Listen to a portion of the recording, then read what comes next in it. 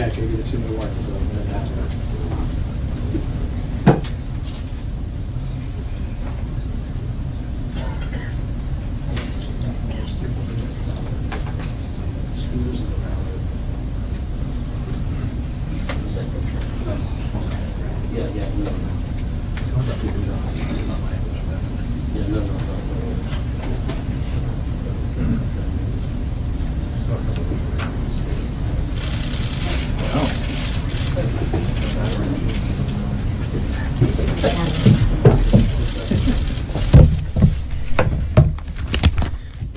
Well, it looks like the snow didn't keep anyone away.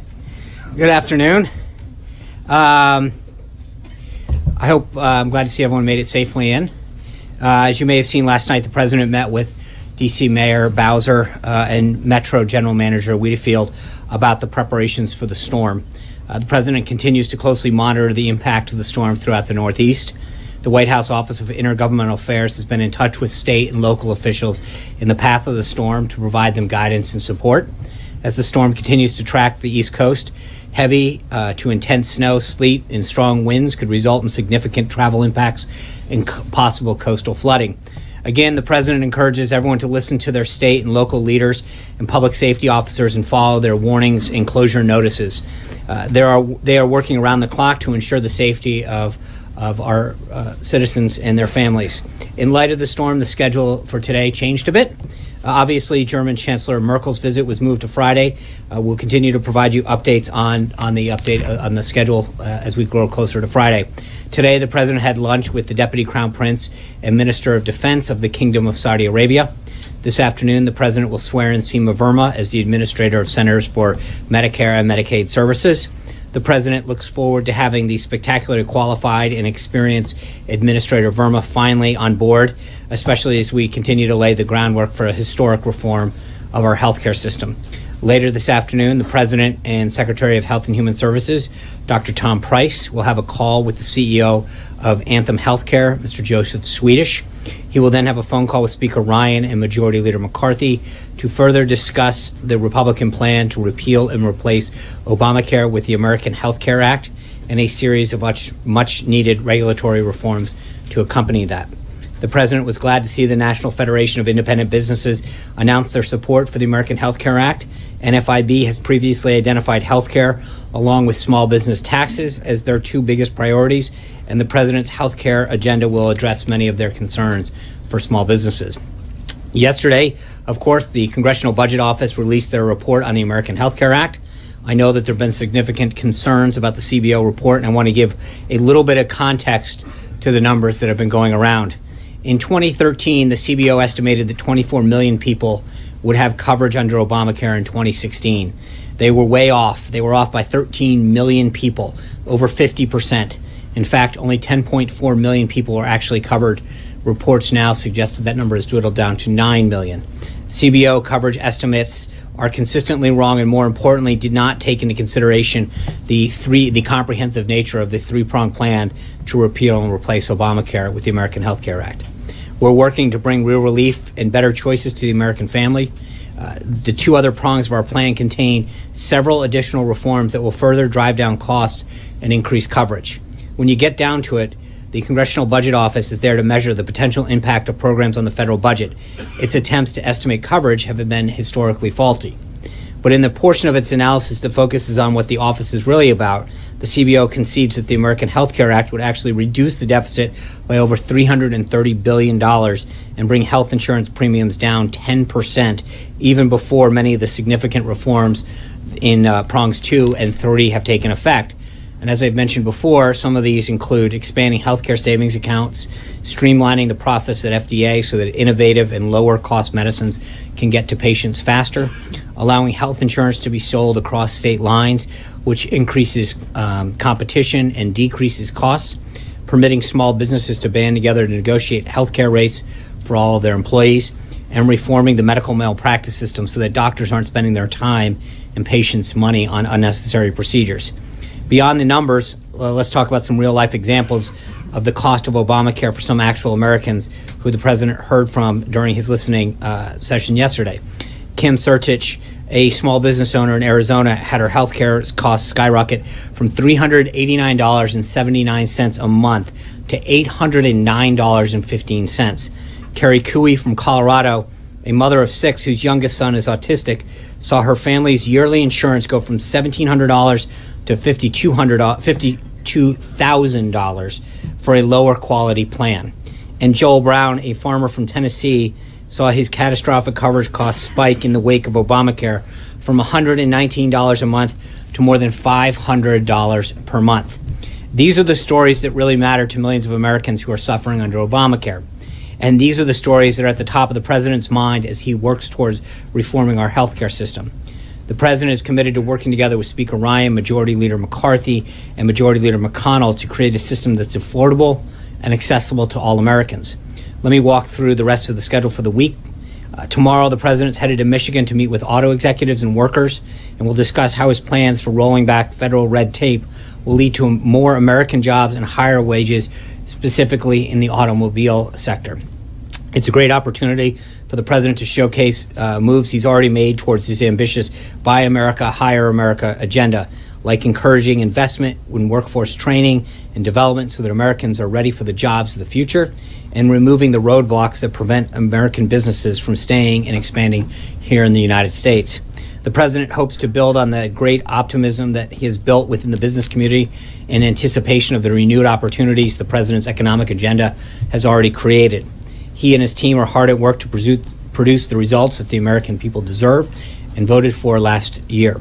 He will also travel to Nashville, Tennessee, where he will lay a wreath at President Andrew Jackson's tomb on his 250th birthday. Thursday, the Taoiseach of Ireland, Kenny, will come to the White House for the traditional St. Patrick's Day visit, including a reception in honor of the Taoiseach and Mrs. Kenny. And as I mentioned, German Chancellor Merkel's visit will resume on Friday, and we'll have an update on that schedule. With that, we're glad to take a few questions. Sure. Sean, President Trump has said that under his plan there will be insurance for everybody. How do you square that with the CBO numbers, and is that a promise he can really keep? Well, I think there's two issues that are important to note on that, Catherine. Number one, more and more Americans have no choices, so they don't have insurance. I've mentioned this before. Having a card and having coverage that when you walk into a doctor's office has a deductible of $15,000, $20,000 a year isn't coverage. That's a card. That doesn't get you the care you need. It doesn't allow you to get the procedure or the referral that you need from a doctor that's telling you what you need to have happen. That's vastly different than what we hope to exist, which is giving people who don't have it. And let's kind of, I think it's important to add some context to this. If you think about the individual market that exists right now, the individual insurance market, you've got roughly 30 million people that exist right now. 9 million people now are on the exchange. That number's gone down. 6.5 million people have said they don't want any insurance and they're going to pay a penalty. And then just under 14 million people have said that they have applied for a hardship.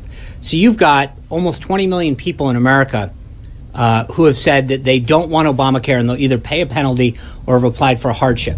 Those are people who don't have it to begin with. The exchanges sought out to cover these people, and we're finding out that you've got 9 million plus who are getting it right now. They have no coverage. And for more and more Americans, they're losing their coverage, their choices are gone. Tax credits and competition that will come in phases 2 and 3 and the prongs that we talked about will further drop prices down, will further increase competition. The CBO score didn't take into consideration in that. And again, if you look at their numbers, you've got roughly just over 9 million people on the exchanges. The CBO number says that 14 million people in the first year alone will lose coverage. It doesn't take a ton of analysis to recognize that doesn't make any sense logically. You can't only have 9+ million people on the exchange and say in the first year alone, when there's no touch to Medicaid or anything else, you're just removing the individual mandate that forced people to buy something that they didn't want in the first place, that is going to lead to 14 million people, that people are going to drop off Medicare, they're not going to take their employer. That doesn't add up. In fact, I would argue that if you look at the other part of the equation, the 20 million plus people who have either chosen to pay a penalty, you think about that, those 6.5 million people are saying either the plan is too costly, the plan doesn't provide coverage.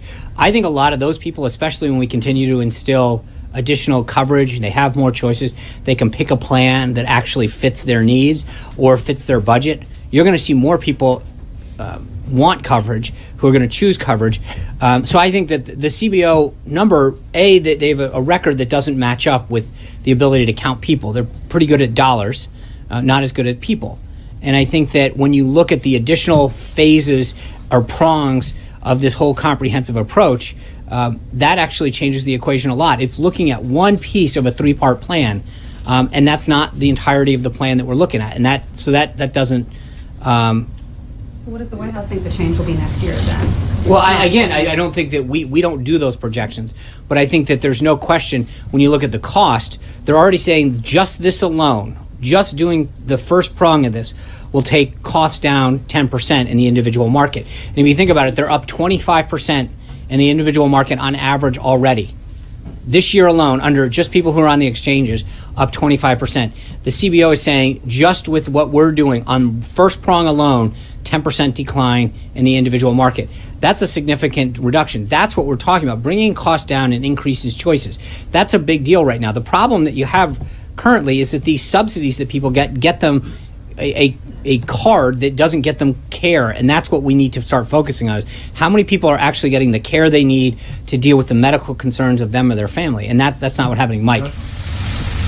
Sean, stating as you did that the primary objection of this White House is that the CBO report doesn't take into account phase 2 and phase 3.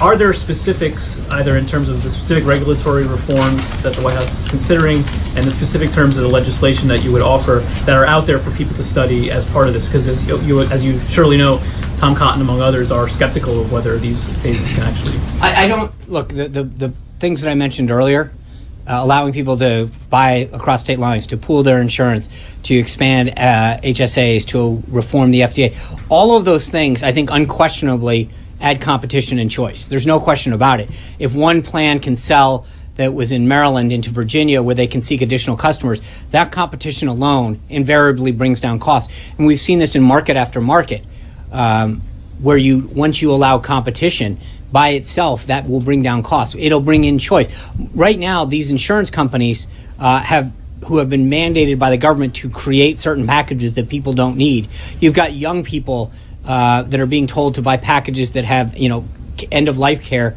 that they don't necessarily need. You've got people who are in their older phases of life being, having to buy stuff for maternity that may not be a service that they need at their stage of life. But the problem is that the government got involved in healthcare and started dictating what needed to happen instead of allowing the choice and allow people to buy a plan that actually was tailored to the needs that they want. Those reforms in themselves unquestionably bring down costs. There's no question. But I think one of the issues that has to go back to overriding this issue, and the president has stated this on numerous occasions, if we do nothing, if we just allow this to continue, it will collapse on its own. The cost of it is unsustainable. The premiums are going sky high in state after state, and the choices keep going further and further down. And so this idea of comparing it to Obamacare is a false choice because they have no choice. It is the choice is going away and the cost continues to get higher through every phase. And so to assume that the comparison is apples to apples is a false choice. I'm not making that, but you've been critical from this podium of the Obama administration, of Democrats, and the way they went about passing the Affordable Care Act. In the interest of transparency that you accuse them of not following, of shoving it down people's throat, should the White House, should HHS put those details out now? Should they put the legislative details out? I think the House is working on that in a lot of cases, and as that legislation gets done, I think that's a great question for Speaker Ryan.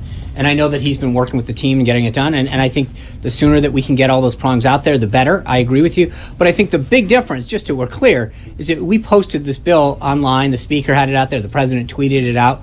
Anyone in the country and anyone in the world could read it. That's a vastly different approach than after it's being done, told after we pass it, you can read it, which is what Speaker Pelosi said. Encourage Republicans to put details. I think sure. The more we can get out there in those phases, absolutely. And I know the Speaker is working with his members to do that, but I think that's an appropriate question for the Speaker to answer, not for me. I know that we are trying to work with them. I know that there's a lot of members that are working with Speaker Ryan and Leader McCarthy, and frankly on the other chamber as well. But I think that we continue, and that's why I think we're talking about all of those prongs and all the pieces of them so that we can start making sure that people understand the comprehensive nature of Does this. that happen before there's a vote on the I think that's a question for Speaker Ryan to answer. I think the more that we can get out there, the better, though. Alexis? Can I follow up on what Mike was asking about Senator Cotton? Why is the White House giving Senator Cotton full running room to go again and again in the media and to denigrate the House plan without bringing him in, discussing with him what Mike was just bringing up, alternatives that he's suggesting? Why does he have special dispensation to go out? I don't think he has special dispensation. It's a free country. He can say what he wants. No, I think our team has been working with his team as they are with Senator Paul's team and anyone else who has ideas. We've been engaged in a very, very robust discussion with members in both chambers who have ideas to move this thing forward. I don't think we are able to tell people what they can and cannot engage in a free society with. I mean, Senator Cotton's obviously able to make any comments that he'd like. We'd obviously continue to like to work with him, and I think the team will continue to reach out to both he and his team to try to get his ideas on this. But Well, the president spent time talking to him about his ideas on immigration. Mm-hmm. Has he called him? Has the vice president called Senator Cotton? I know that we've had a very, very robust discussion with members of the House and the Senate. I would have to get specific details of what we've done with specifically Senator Cotton. Is Senator Cruz coming today? I know that, I believe I'd have to check on that. I know that there was a group of individuals. I don't have that list in front of me. Senators? I will get back to you on that, Alexis, I promise. The snowstorm kind of shifted a bunch of stuff up, so I don't want to start getting in front of who actually can be here and who can't. But I will make sure that we get those details out. We have The pool? I'd be glad to get into the entire pool. Thank you. Margaret. Oh, thank you. So, still on the same subject, does the White House support the House bill as it is, or amending it? And there's been reporting that the White House is involved, or some White House officials are involved in shaping what's being described as like a major or significant manager's amendment in conjunction with conservatives. Can you? I don't think it's, I would, I'm sorry. Yeah, well, no, we can go back and forth, but I'm just wondering, is the White House writing this amendment or just considering backing the amendment, and does Paul Ryan know about it? We could tell him about it right now, I guess. No, I think Speaker Ryan is well aware of the manager's amendment. Okay. I think, as we've noted multiple times from the podium, when people have ideas that are constructive or supportive, or ones that we have heard about from different members that we have engaged with, and frankly, ones that the House and the Senate has engaged with who have shared ideas, we've always stated a willingness. Director Mulvaney's talked about the Secretary Price, the President himself, the Vice President. Part of the reason we're engaging with these individuals is to hear their ideas, to talk to them about not just the content, but the approach. What can go in, what can go out, how we deal with the different phases, as Mike was asking, and when we go.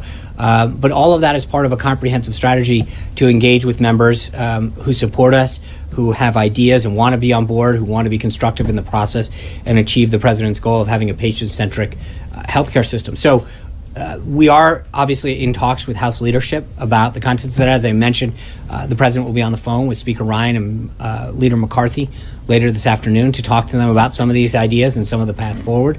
But that's part of the legislative process. So all this, I actually have a second question, but just to clarify this, so this involves, the White House is working to help shape that manager's amendment? Yes. Okay. And on the visit of the Deputy Saudi Crown Prince today, can you talk us through a little bit more detail? Does that involve the resumption of arms sales? Is that about oil? And It literally was wrapping up as we were walking over here, so I want to make sure that I get a readout. We'll provide that to the pool, as we do with all of the leader visits. So I will have more details from that once they were concluding that visit as we were coming here, and so I'll make sure I get it. Blake? Thanks, Sean. In the middle of all of this, there's also the debt ceiling. Yeah. How urgent of a priority is this, and how concerned is the administration in tackling this, given the letter that Secretary Mnuchin sent out last week? If you don't mind. Yeah, so Secretary Mnuchin sent a letter noting that under the Budget Reconciliation Act, the Congress's debt authority had until March 15th. He notified them of that. We'll continue to work with Congress. As you know, we'll be releasing a budget later this week.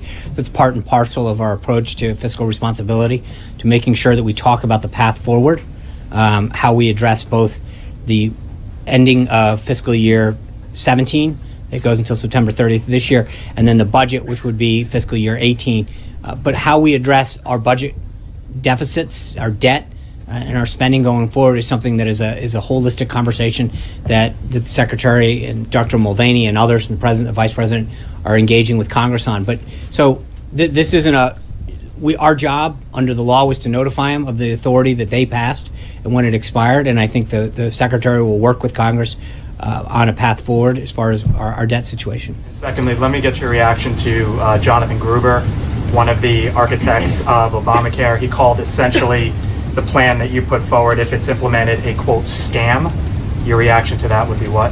I think, I think that the plan that he helped create hasn't done so well for Americans seeking health insurance. Again, I don't have to go over the numbers, but just think about what he sought out to do. I mean, there was a pool of people that needed health care. They got about 9 million of them. You've got 14.4 plus or minus million of people who claimed a hardship exemption. So they have no insurance, that are not receiving Medicaid, that don't qualify for any other assistance, who can't afford Obamacare. And then you've got another 6 million plus that have chosen to pay the penalty. So I would argue that just on what he sought to achieve in the plan that he helped craft, didn't achieve too many great results. Of the people that did get it, their premiums have gone sky high, their choices have gone down, and single-handedly had a tremendous effect through the rest of the healthcare system. So people who weren't even affected by Obamacare initially have now paid higher premiums and get less choices. So even for the 175 million people who get employer-based health care, they felt the impact of what he sought out to do through higher prices, fewer choices. So respectfully, I think that he should just hang out more time at MIT and focus and allow good ideas to continue to come forward so that we can focus on achieving the president's goal of doing what he sought out in the first place. Zeke. Thanks, Sean.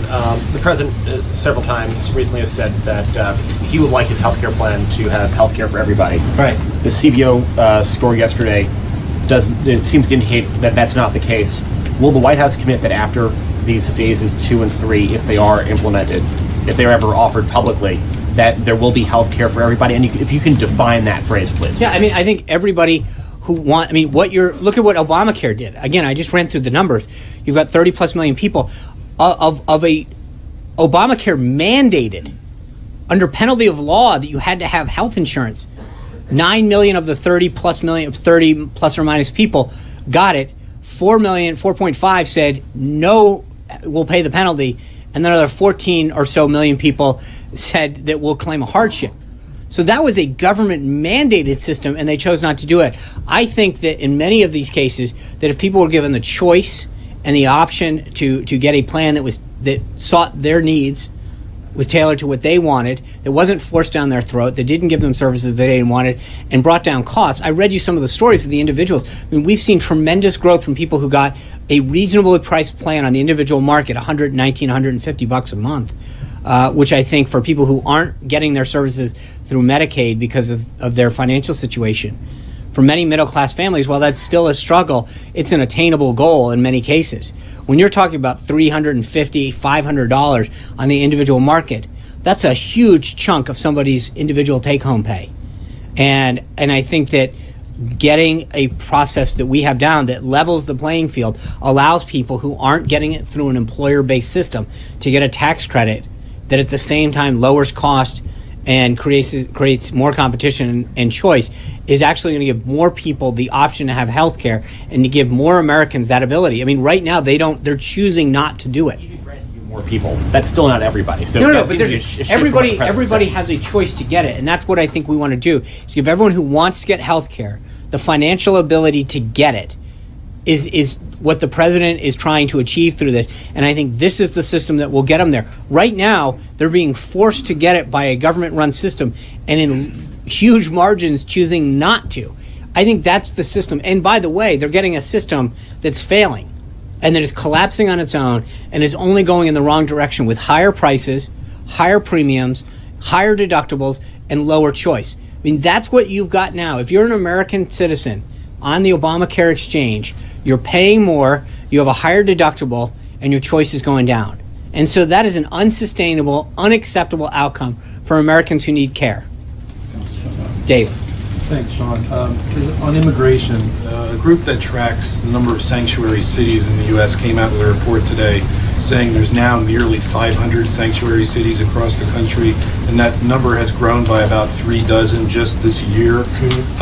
Does that concern the White House, and doesn't it suggest that your warnings about withholding federal funds is not getting through to people? I think the last poll I saw on this issue on sanctuary cities, was somewhere in the 80% that American people don't support sanctuary cities. They don't want their tax dollars used to finance people who are in this country illegally. I think if you're a mayor or a councilman or a state representative or a governor in a state, you need to answer to the people that elected you, whether or not you're going to support this. From a federal perspective, I think the president's been very clear that we're not going to use federal taxpayer dollars to support cities that support services to people who are here in this country illegally.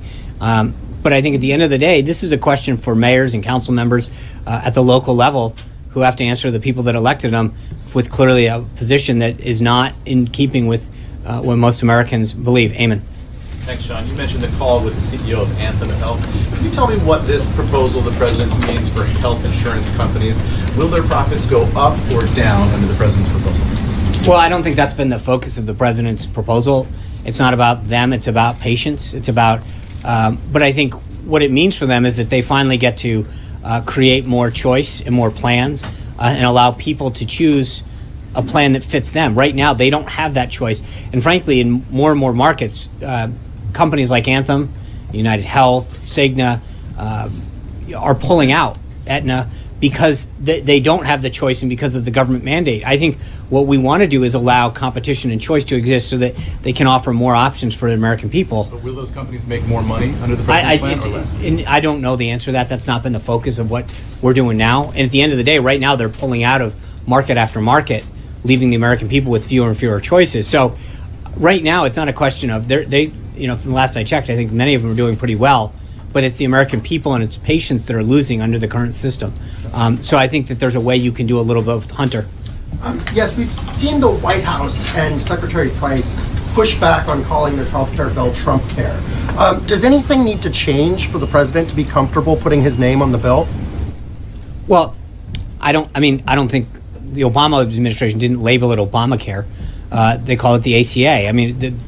This is the American Health Care Act. The president's proud of it. The president's proud of the fact that we're working with Congress. But this is a bill it's not his. It's a joint effort that we've worked with the House and the Senate on. He's proud of it. He's proud of the impact that it's going to have on American patients. So I don't think this is about labels and names. This is about getting a job done. John. A couple things, John. You keep pointing out that the CBO did not take into consideration phases 2 or 3. Some people might say that the White House has been criticizing the CBO for not taking into account phases 2 or 3 in their scoring of the first phase of this. How were they supposed to take into account something that doesn't yet exist? Well, I think that's a question for the House to offer. There are constraints that are put on the CBO in terms of what they can consider, but I think that the point that we want to make is that, and it came up yesterday at the briefing, if members are going to base their vote off a score, they need to understand the totality and the comprehensive nature of the entire program. And so to base your score off of one piece of information is literally looking. Hold on, let me answer the question. I understand that, but what I'm saying is that the question that keeps being asked is to see all of the reports on this about how it's going to impact and not note. I don't recall too many packages that ran on the evening news last night or too many of the stories noting that it was one piece of a comprehensive package, noting that it was prong one of 3 prongs. So, respectfully, I think that when we've gone out here and tried to make sure that people understand the comprehensive nature of what's happening and why it has to happen, it wasn't by choice that we had to do this. There are certain ways that it had to be conducted because of how it was constructed in the first place in terms of how it gets repealed and replaced. The reconciliation piece of this, which is inside baseball Senate talk, may not make sense to a lot of people, but it's the way that we have to go, the process by which we have to achieve this because of the Senate rules, which is how it was constructed in the first place when Democrats enacted it in 2009. That being said, when we talk about this, again, you guys, when there's a report that comes out on the evening news or on cable news or in the paper, and it doesn't explain the comprehensive nature of this, and it just says, the CBO says this is the impact, full stop, it is incumbent upon us to make sure that people who are trying to understand what we're doing understand that there are two more pieces to come of this. And like anything else, it's like building a puzzle. If you only put a third of it on the table and said, hey, look, this puzzle is incomplete, we hid the other 2/3 pieces, is not explaining to people how the whole thing comes together. I think that is a very, very important piece of explaining how this whole thing is going to matter and impact the American people. The other thing I'm curious about too is, can this thing, the president called it a big, beautiful negotiation. Yeah. People like Jim Jordan say it's a big, beautiful dud.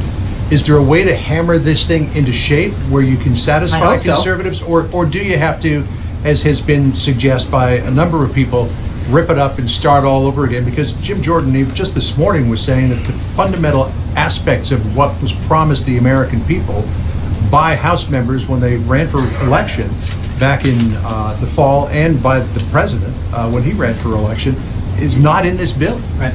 Well, respectfully, I would suggest that it's gone through two House committees that consisted of over 50 Republican members, when you look at both committees, with unanimous support. So I get that we Not a can't. Freedom Caucus member on either one of those. Oh, okay. I don't know that that's actually true. Well, that's what they said. I understand that, but I'm going to use Major Garrett to fact check you.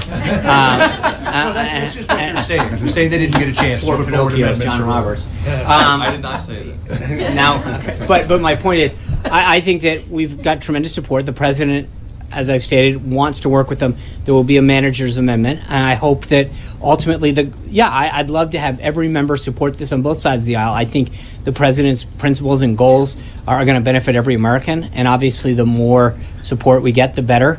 And as we continue to meet with members and talk to them and get their ideas, I think we're going to have a phenomenal outcome of this bill. There's a lot of ways that we continue to gather input and ideas, and the more that we can get that will achieve that goal, great. And so I hope that he continues to provide us with constructive ideas, and we look forward to getting as many men as possible. Major. Sean, let's continue that conversation because the manager's Now it's amendment. John's chance to fact check. The manager's amendment Yeah. is a tacit admission that the bill as written can't pass. You wouldn't No, put that's together not a entirely manager's true. amendment if you had the votes, correct? Well, no, I think it's an admission of what we stated at the beginning of this entire process, which is the president was going to engage with members to hear their ideas. He welcomed them. Director Mulvaney stated it multiple times, and Secretary Price, the vice president. We're not. This has never been a take it or leave it, and I've said it from this podium.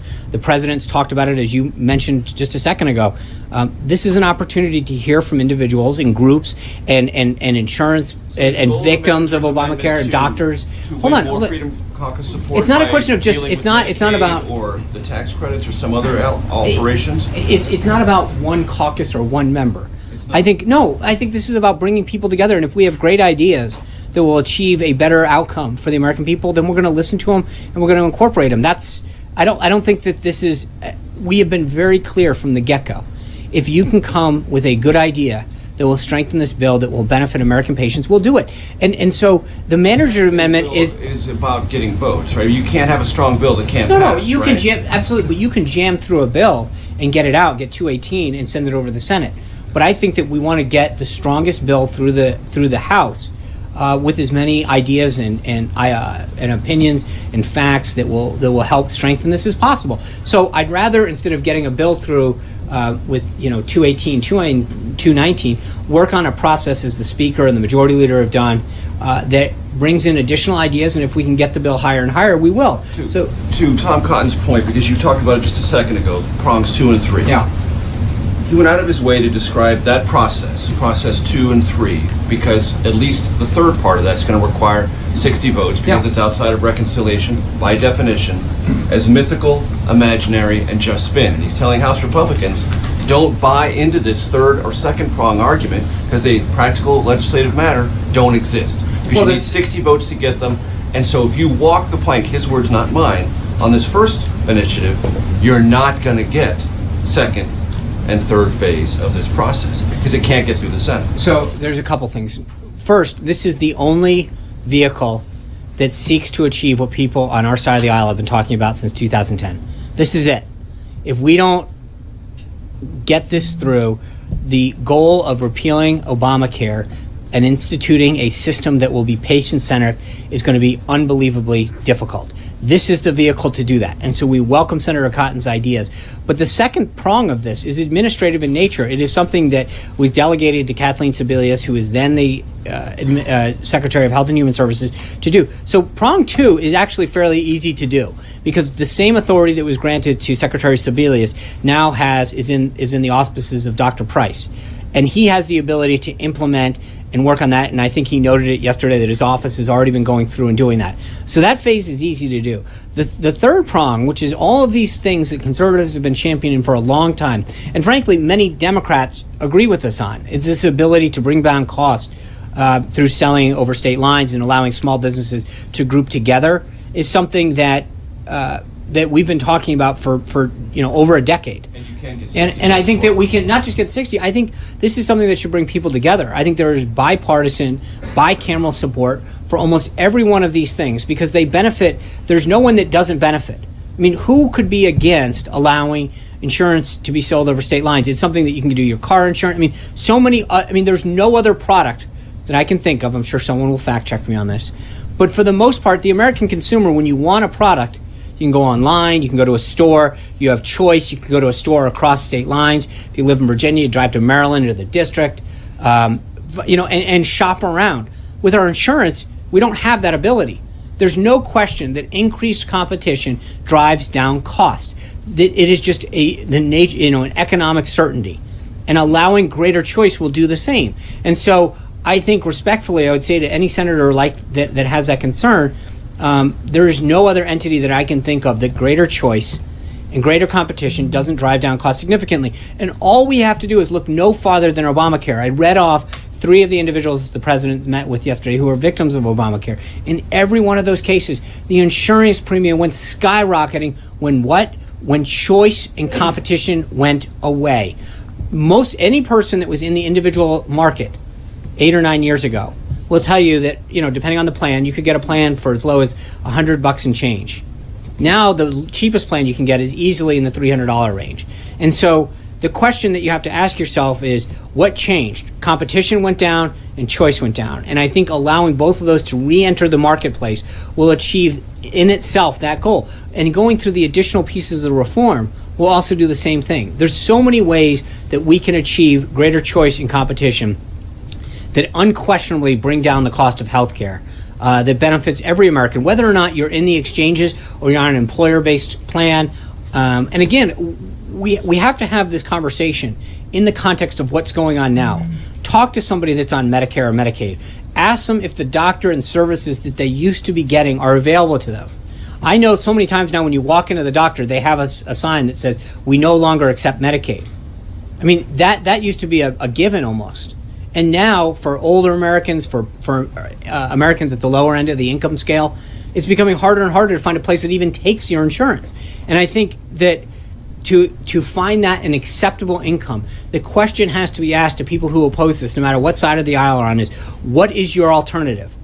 Because the ideas that they propose, we can incorporate. We can make this better and better. But to sit back and act as though there's a choice, doing nothing is not a choice. And that's something the president had done. Trey. Thanks, Sean. As you know, the DOJ now has an additional week to produce evidence that President Trump was wiretapped by the Obama administration. How confident is President Trump that any evidence will arise to support his claim? I think he's extremely confident. There's been, I've mentioned this before, I'll let them do their job. I'll let the House and Senate, and I'll let the DOJ report this. But as I've commented in the past, I think there's significant reporting about surveillance techniques that have existed throughout the 2016 election. I'll leave it to them to issue their report, but I think he feels very confident that what will ultimately come of this will vindicate him.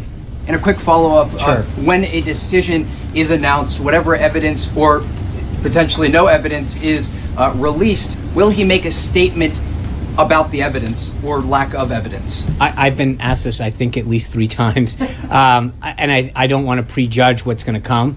I'm sure you will do a fine job of asking me the question when there's a report to be asked, and I will not be able to escape it. But I don't want to get ahead of what the president may or may not do. Jim? Evidence will be presented? I don't want to get ahead of, as I mentioned, I'm not going to Because the House Intelligence Committee has given the administration until Monday. I understand. No, it's to- given the DOJ Right. and the Department of Justice. Again, we covered this yesterday. But I'm not going to get ahead of what they or may not submit. Possible there may be nothing. No, that's not. I think there is, at least from where we stand, we know that there is significant reporting on this subject.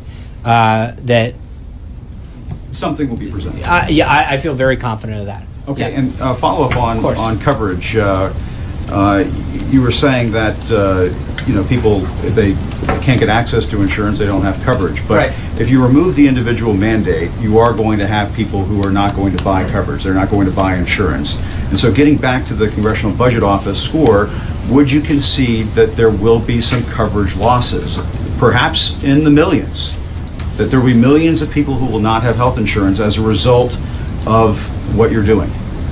Well, again, sure, except you have to look at the current situation. You are mandated by law to buy insurance right now under Obamacare. 13 plus million people have asked for a hardship exemption, and then 6.5 plus million people have determined to pay the penalty. So currently, if we look at the universe and say it's roughly 30 million people, only 9 million people engaged in the exchanges when required by law. The majority, almost 2/3, if my back of the envelope math is right, about 2/3 have chosen to either apply for a hardship exemption or pay a penalty.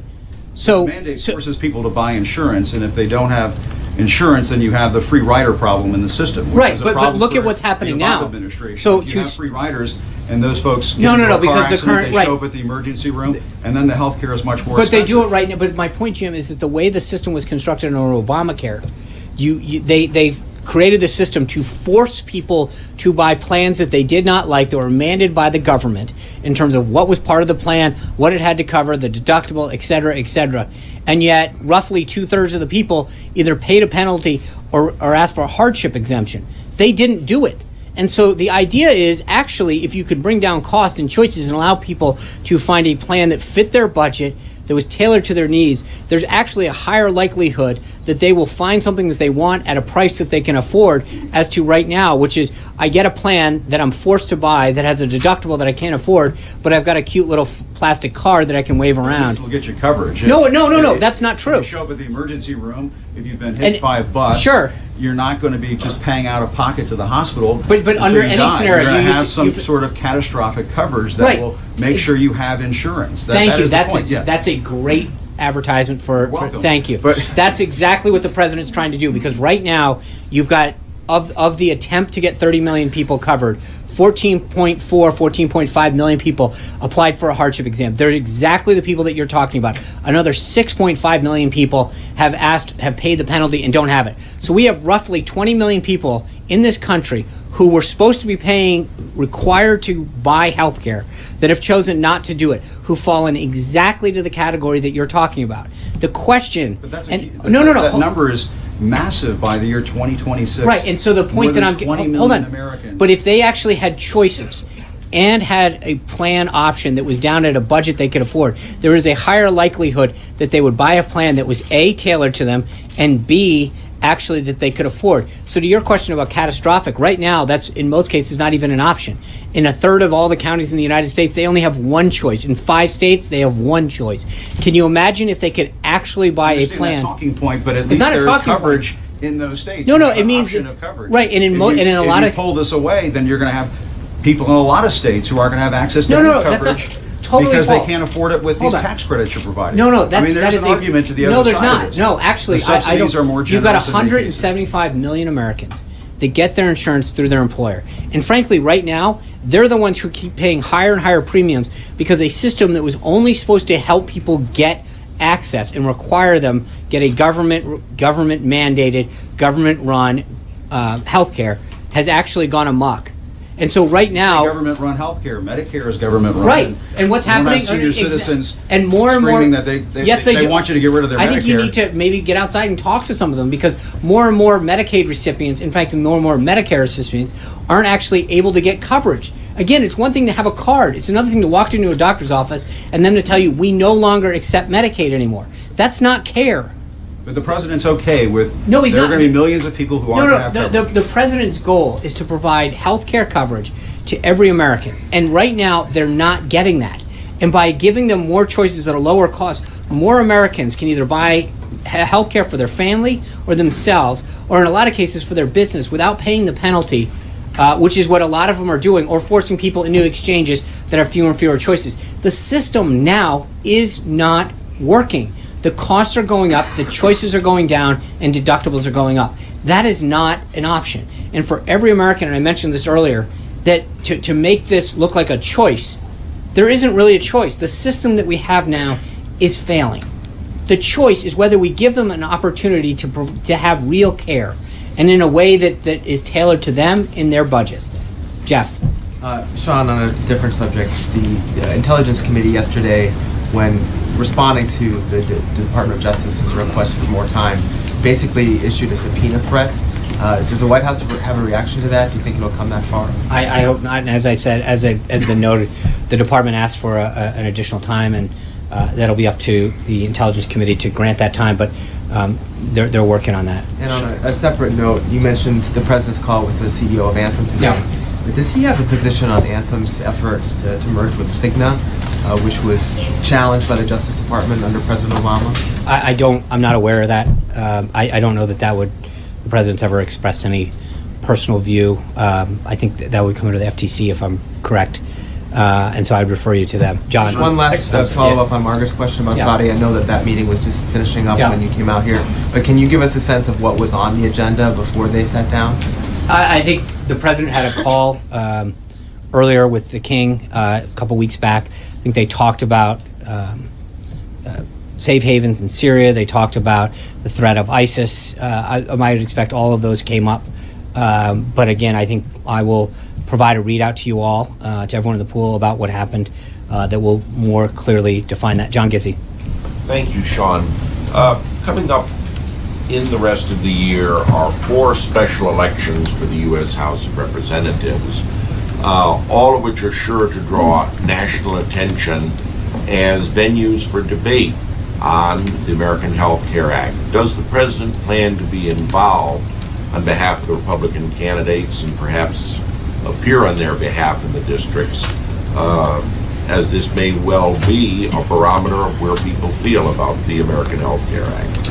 You're also going to have elections in Virginia and New Jersey, as far as I'm aware, and I think that as we get further into the schedule and get closer to elections, we'll obviously entertain requests from candidates at a variety of ballot level to gauge the president's support. So he's been very supportive of candidates in the last cycle. I don't see him not being continued supportive of people that want to fight hard for the agenda.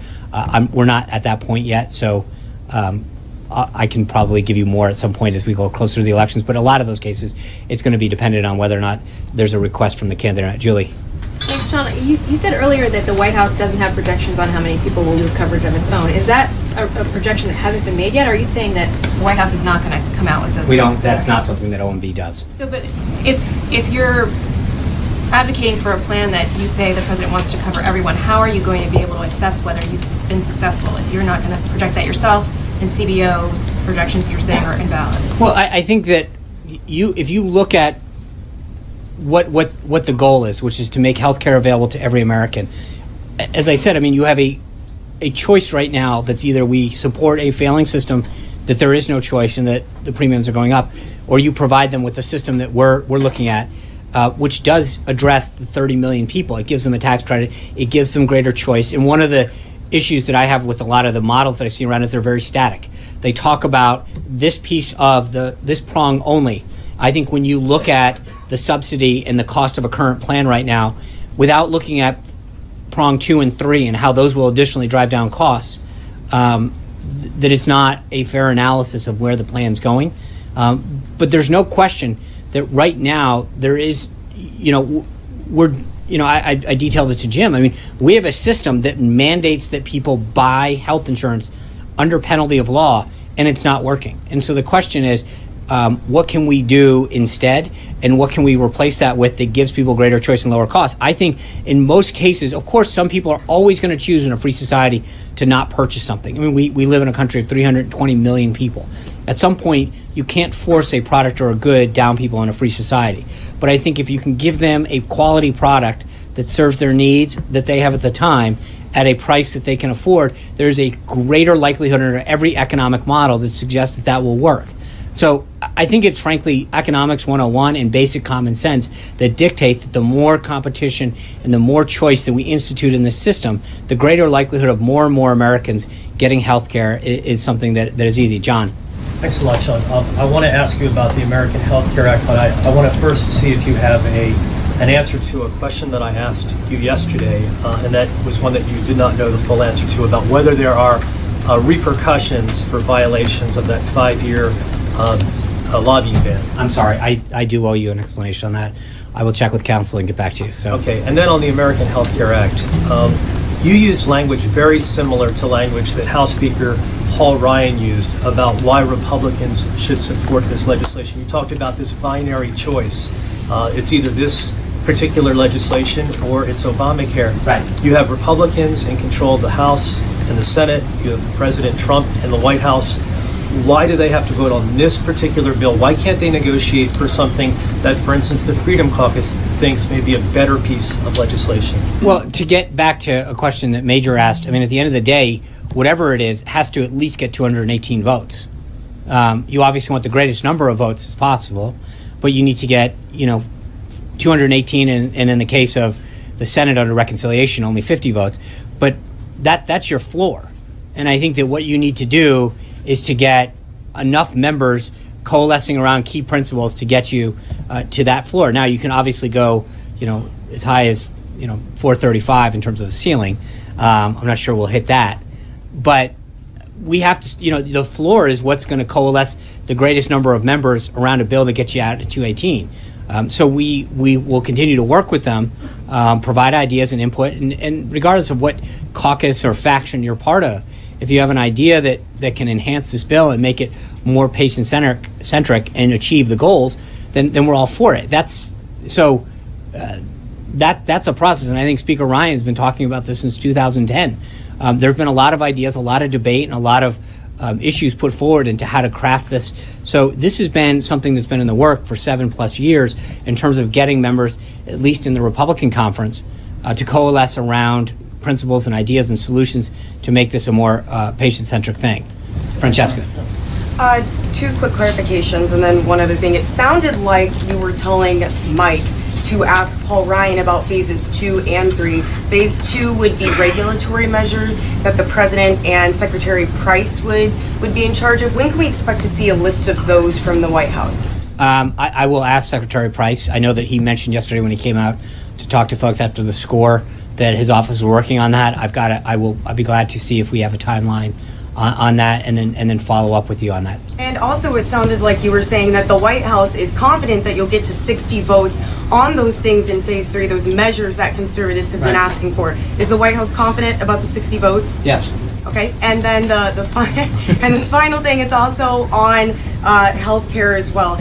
Yesterday, Secretary Price said that he wasn't saying to disregard the CBO report completely, but that sounds like what the administration is arguing, and what you're arguing as well from the podium. You said that the CBO coverage estimates are consistently wrong, and you questioned their credibility from the No. Just to be clear, CBO is a budget office. They look at impacts on the federal budget. That is why they were created, and that's what they do.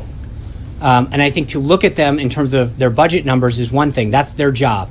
And I think on the aspect of budget impact, it talks about how while we currently see a 25% increase in premiums this year under Obamacare and the individual market, it markedly shows that under the current American Health Care Act, there'll be a 10% decline in premium. Where I think the CBO has gotten it wrong, and it's not a question of whether or not what we characterize it as, it's a fact. The CBO, when it tried to project people in coverage, was over 50% wrong the last time. And the point that I think we're trying to make is that when you look at their record and you say the last time they did this, they were off by more than 50%. They projected 24 million people would be covered by Obamacare in the exchanges in 2016. In fact, that number was initially 10.4, and it's dropping. And so the question that you have to ask yourself is, if you're using that as a gauge to determine your vote, you need to question whether or not they do counting people like they do counting numbers. I think on the budget thing, that's what their wheelhouse is for. That's what they do. They count budget. They look at budgetary impact on things. When they have come to counting people, they've been wrong, and vastly so. And I think it's important for people to understand the context in which those numbers are given to you. And I think that's something that I just want to make sure. Jordan. Thanks. Sean, I asked you yesterday about the president's response to Steve King. Yeah. Do you have anything on that? I think the president believes that this is not a point of view that he shares. He believes he's the president for all Americans. And so I'll leave it at that. Jim. Reports surfaced Friday that the president will support primary challengers to conservative lawmakers who don't support the final version of the American Health Care Act. Can you confirm that report? And if it's true, can you offer us insight into what the president is looking for in congressional candidates in 2018? I'm not going to, I don't have anything for you on that. Veronica. Sean. Yeah. It's Ronica. Ronica. I'm sorry. I I'm have to sorry. fix it now to get it done. Okay, 2 questions. The first one, does the president believe that he was surveilled through microwaves and televisions? I'm not going to, I will just say the president has tweeted about this. He's pretty clear that he believes that there was surveillance that was conducted during the 2016 election. And we're going to wait for the conclusion of that. I think there's pretty sound evidence that has been, that the microwave is not a sound way of surveilling someone, and I think that has been cleaned up. It was made in jest, so I think we can put that to rest. Okay, second question. Newt Gingrich said that the COB should be abolished. You're saying some pretty harsh words against aspects of the COB. Would the president agree with that? CBO. No, I got it wrong with you. You got, so now we're even. But that's Speaker Gingrich. Obviously, that's I'll let him comment on the House. CBO was established, I think, in the Budget Act of 1974. It's up to members to decide on the House and the Senate whether or not they want to go through this. We've got OMB, they've got CBO. I'm not going to get in the business of telling the House who their scorekeeper should be in House. Cecilia. Sean, just quickly, I wanted to circle back on something. You started to answer it, but apologies if you did. I want to clarify. Can you stand here today and say that the president will keep his promise of insurance for everybody? I think the president's goal is to provide insurance, to make insurance available to everybody. Yes, that's what he intends to do. I think that is the goal of this, is to make sure that every American has the choice and affordability and a plan that they can afford, and that they have the choice to buy. And that's not what they have now. So Sean, thanks very much. I wonder if the White House has a view on reports that from Bloomberg that Jared Kushner's family stands to gain around $500 million from a real estate deal with Anbang Corporation, which is linked to the Chinese government, or has been linked to the Chinese government in the past. I'd leave that. I'd refer you back to the Kushner companies to talk about their entities. Jared went to extraordinary lengths. As you all know, we provide a lot of documentation on this to make sure that he, although he's not taking a salary here, that he complied as if he was an employee, and went through extraordinary lengths to make sure that he deconflicted himself and can work through the Office of Government Ethics. So that's. Is Jared currently working on preparations for Xi Jinping's visit to Mar-a-Lago? I'm sure he's involved in a lot of stuff. I don't know specifically who's involved in that visit, so I can. Yeah.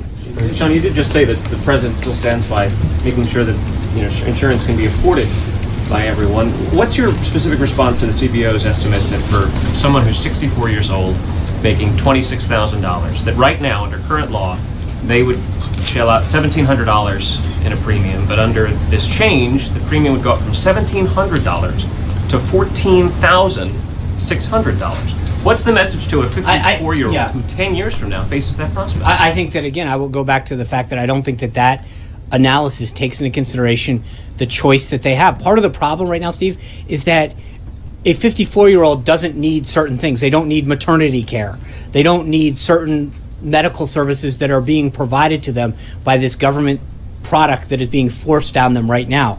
So number one, you have a product that is being served up to older Americans, middle-aged Americans, or younger Americans that doesn't fit where they are in life and the services that they need.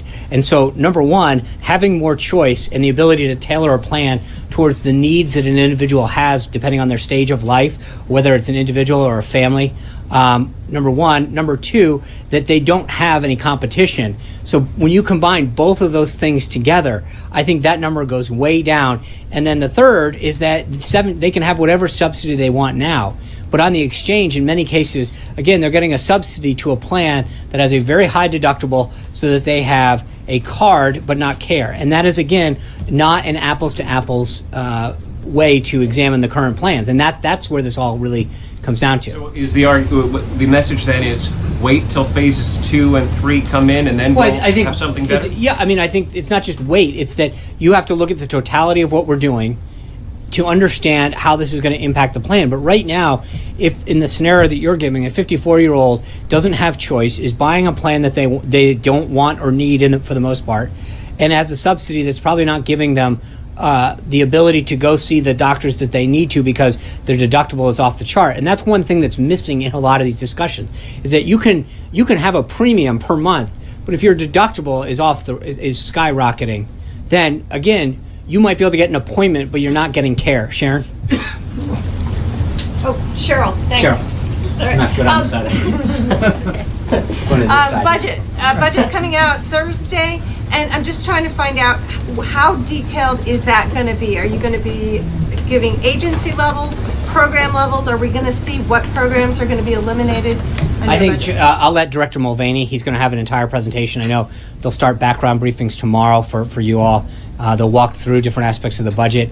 I don't want to get ahead of him on this. I think, so let's figure out where we go first on this with what he has, and then we'll have a full presentation on Thursday. So, Gabby. Could you just say if the infrastructure plan is going to be part of that, or is that No, gonna be that's later? separate. Okay. That is separate. Gabby. I have 2 questions. Yeah. The first one, the president, one of his signature campaign promises on immigration was to pursue H-1B visa reform, and on April 1st, the United States will begin accepting new H-1B visa applications.